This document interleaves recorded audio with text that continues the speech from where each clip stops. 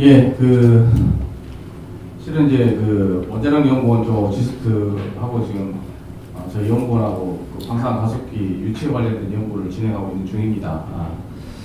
근 한 달 가까이 도청에서 또 토요일, 일요일도 없이 같이 작업했던 연구팀들이 저희 연구실에 있는데 저는 이제 그 중에 이제 경제성 분석만 좀 했기 때문에 오늘 와서 소개시켜드리기 위해서 왔습니다. 방사능 가속기가 과연 지역 경제에 어떤 효과가 있느냐, 처음에 좀 회의적인 목소리가 좀 있었습니다. 이게 그냥 연구시설이고, 교수들이나 연구자들이 와서 사실은 가속기를 이제 활용하기 위해서 아까 우리 이명호 교수 말씀하신 것처럼 오면은 거기서 이제 그냥 먹고 자고 1박 2일, 2박 3일 이렇게 하다 가니까 사실 지역 경제에 얼마나 큰 효과가 있겠느냐 이런 얘기들이 있었는데 이걸 또 조사를 해보니까 사실은 굉장히 큰 경제적 효과가 있고 또 지역에서의 R&D에 있어서는 굉장히 빼놓을 수 없는 기반 시설이다 이런 것들을 알게 됐습니다. 가속기를 이제 처음에 건설하게 되면은 이제 우리가 기반 시설을 건설할 때 나타나는 그런 효과들이 이제 첫 번째 나타나겠죠. 그걸 건설하기 위해서 토목공사도 해야 되고 여러 가지 해야 되니까 그러면 가속기를 건설할 때 들어가는 여러 가지 굉장히 건설 기술 쪽에서 첨단 기술들이 다 들어가기 때문에 그로 인한 경제 파급 효과 첫 번째로 나타나게 되고요. 아주 세세하게는 이제 토목 건설을 할 때 이제 인부들에 대한 임금까지도 지역 경제에 미치는 영향으로 볼 수가 있겠습니다. 이제 두 번째는 이제 그건 건설 단계인데 운영 단계에서 가속기를 활용해서 그걸로 인해서 연구 성과가 계속해서 나타나게 되고 이것이 이제 저희 연구팀 같은 경우는 이 혼합본에서 이거를 한 20년 정도를 가동을 시킨다 그러면은 노벨상급 과학자를 배출하는 것도 꿈은 아니겠구나 이런 얘기를 했거든요. 그만큼 이 지역의 산업이나 첨단 산업을 육성하기 위해서도 굉장히 필요한 거고 그것들을 하기 위한 기초 연구라든가 이런 데 있어서 꼭 필요한 시설이다 이렇게 말씀드릴 수 있겠습니다. 방사능 가속기를 활용해서 특히 이제 각광을 받고 있는 분야가 이제 바이오 분야입니다. 여기서 이제 타미플루하고 지금 글리백 사례를 좀 예시를 들었는데요. 이거는 원자력 연구원의 김유정 박사님 자료를 제가 대신 한번 정리해서 말씀드린 건데요. 이런 신약들을 개발할 때도 방사능 가속기 또는 이제 중형 가속기 같은 가속기가 굉장히 중요한 역할을 하고 있고 그로 인해서 개발된 신약들이 매출액이 타미플루 같은 경우는 대략 한 10조 원 정도, 글리백도 대략 한 최소한 60조 원 정도 되지 않냐 이런 얘기도 있고요. 여기 이제 원래 자료에 있었는데 제가 뺀 것 중에 하나는 이제 비아그라도 사실은 가속기를 통해서 개발된 신약 중에 하나라고 합니다. 그리고 이제 경제적 효과 중에서 또 하나가 이제 지역에서의 산업을 육성하는 데서 굉장히 중요한 역할을 할 수가 있다. 아까 이제 조인상 교수님 발표 자료도 있지만 포항 쪽이가 지금 포항공대 안에가 가속기가 2대가 있거든요.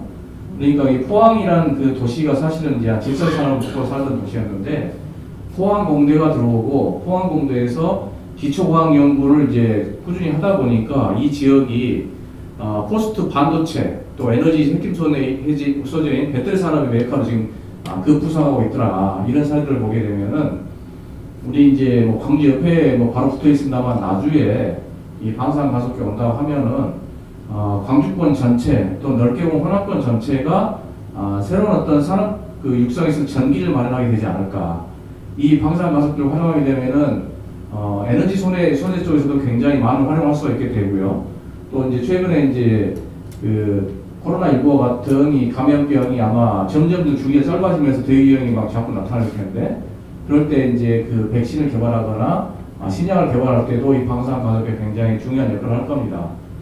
그리고 이제 소재 쪽에 있어서도 이제 소부장 얘기하는 소재 부품 장비, 소재 쪽에서도 이제 가속기가 굉장히 중요한 역할을 하게 됩니다. 그래서 우리 이제 인공지능 산업뿐만 아니라 이제 자동차 산업, 철강 산업 이런 이 지역의 주력 산업들에 대해서도 굉장히 중요한 역할을 하게 될 거고 실은 이제 저희 연구팀들이 이 방사능 가속기가 사실 하드웨어 측면인데 이걸 활용하려면 인공지능 기술이 접목돼야 된다는 걸 계속 지속적으로 어필하고 있는 중입니다. 왜냐하면은 거기 우리 중소기업들이 이 방사능 가속기를 활용하게 되면은 그로 인한 데이터를 받았을 때 그걸 해석하는 능력은 아직까지는 없어요. 이제 전문적인 그런 지식이 있는 연구자들은 그걸 이제 분석을 하고 거기서 필요한 데이터를 뽑아낼 수가 있는데 중소기업은 그것까지 역량이 없다 보니까 그러면 그걸 해줄 수 있는 그런 이제 기업들이 하나 만들어져야 되고 그러면 그 기업들은 어떤 기업들이 되냐면은 가속기를 활용해서 나온 그 빅데이터를 분석하고 그걸 다시 중소기업이 알아볼 수 있도록 해석해주는 이런 기업들이어야 된다. 그러면 그럴 때 빅데이터를 활용할 수 있는 그 인공지능 기술이 굉장히 중요할 거다.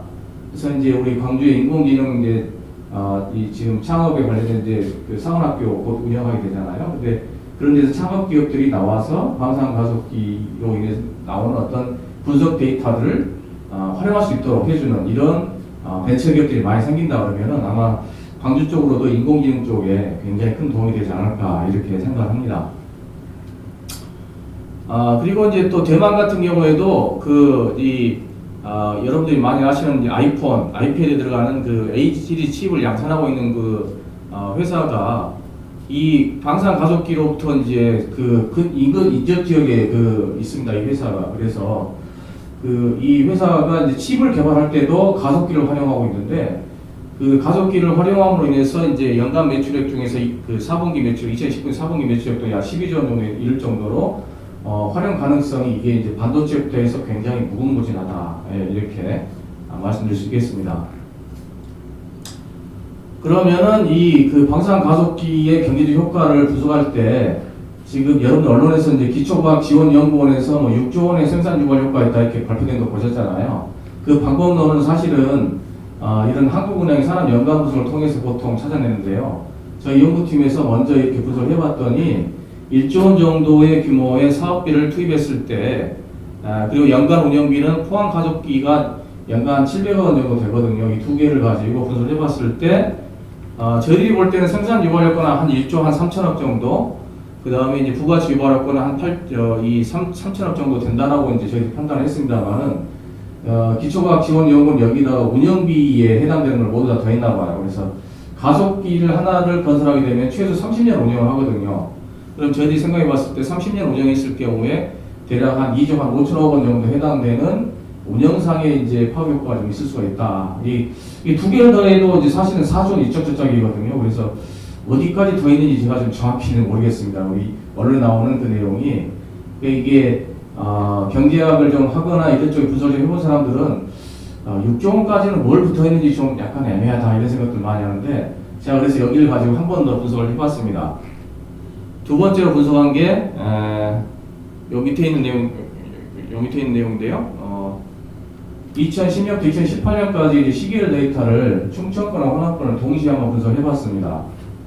그래서 이제 분석을 해보니까 가령 이제 그 지역에 1조 원 해당되는 R&D 그 자금이 늘어날 때 지역 내 총생산이 얼마나 늘어났는지를 한번 분석을 해봤거든요. 이제 경제학 쪽에서 보통 분석하는 벡터 오토 리그레션이라고 해서 벡터 자기회귀 모형을 가지고 한번 분석을 해봤습니다만은 분석을 해보니까 호남권의 경우는 1조 원에 해당되는 R&D 자금이 들어오게 되면은 그로 인해서 호남권 전체에 5조 원이 넘는 5조 한 3천억 정도 되는 이제 지역 내 총생산 증가 효과가 나타나는 걸로 그것도 이제 건설 2년 후에 나타나는 걸로 이렇게 분석이 됐는데 충청권은 이걸 똑같은 방법을 분석해봤더니 마이너스가 나와요.